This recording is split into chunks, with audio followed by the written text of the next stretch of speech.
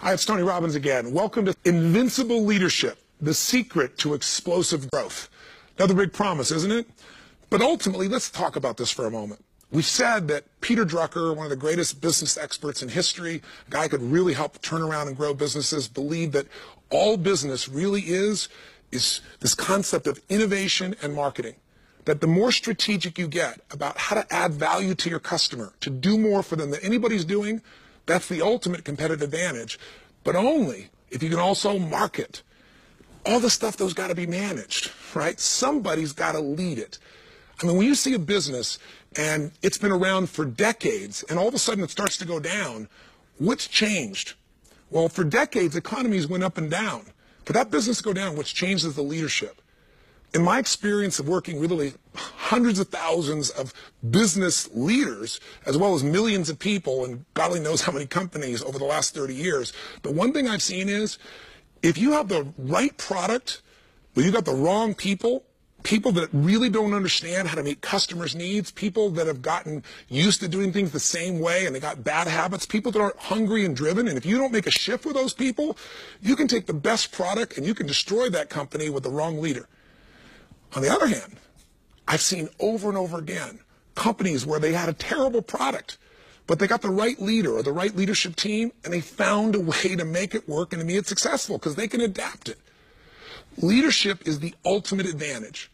Now, who's a leader? Every single person in the company can lead. They can lead a division. They can lead change. They can lead progress. But ultimately, if you're watching this, whatever division or part of this company you're in, whether you're a small company just getting started, a middle-sized company, or a really large corporation, something that's been around and doing hundreds of millions or billions of dollars a year, individuals are how companies change. They change when those individuals find a way to add more value. Think about it. What creates a breakthrough in a company where suddenly that value is found, a new way to meet customers' needs? What creates a new marketing breakthrough? What causes someone who's been selling a certain way and all of a sudden they start reaching everybody? That breakthrough always starts with a change in psychology, a change in a person's beliefs, a change in their emotion. You know, they were locked into a mindset of this is how you do it, and it got old and stale.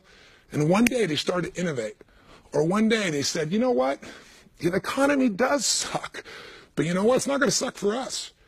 You know, I've interviewed some of the top business leaders, managers, innovators, turnaround experts, salespeople.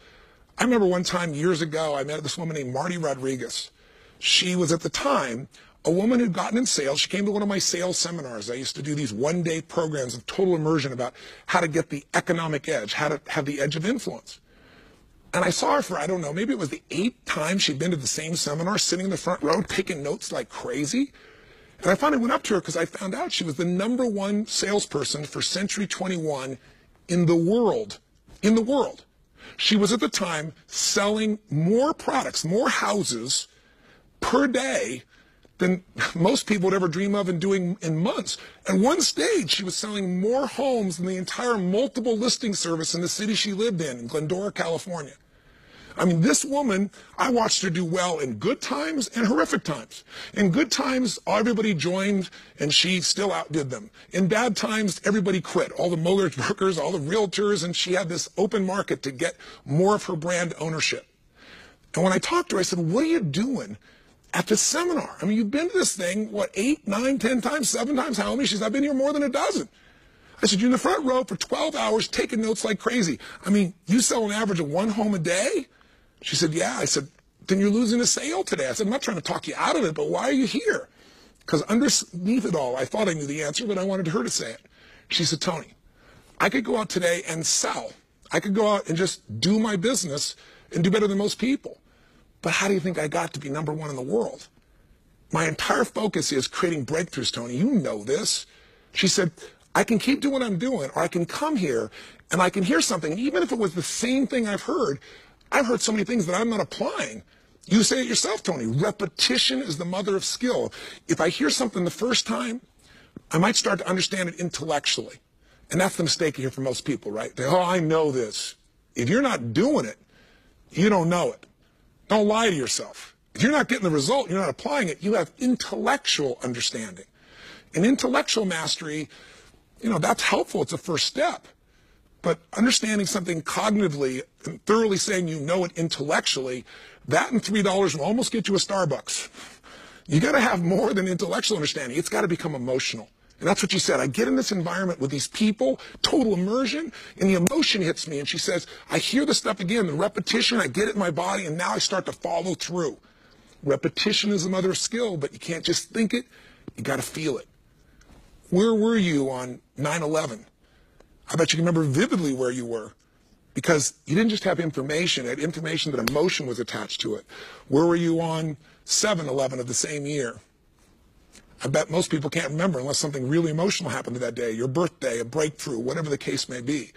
The point of the matter is, you got to go from intellectual and emotional mastery to doing it enough that it gets in your body. That's what we want to do in this program. We want to introduce you to some concepts, get you started on this path, and get it in your body so you actually follow through. So the sales tool, or the negotiation tool, or the way to get the meeting, or the way to manage your time, or the way to grow your business, it starts to get inside you. That's what masters do. Breakthroughs, again, are breakthroughs in psychology, they're breakthroughs in emotion, because that's what changes your actions. How often have you known what to do and not followed through? Let's take a little time, just this one. Pretend you're in a seminar. Put yourself into it. Here's what we're going to do. Before we start the actual, quote, seminar, the way we started out live is we have everybody sit down first, and I want you to do this now. I want you to make up your wish list, your action list.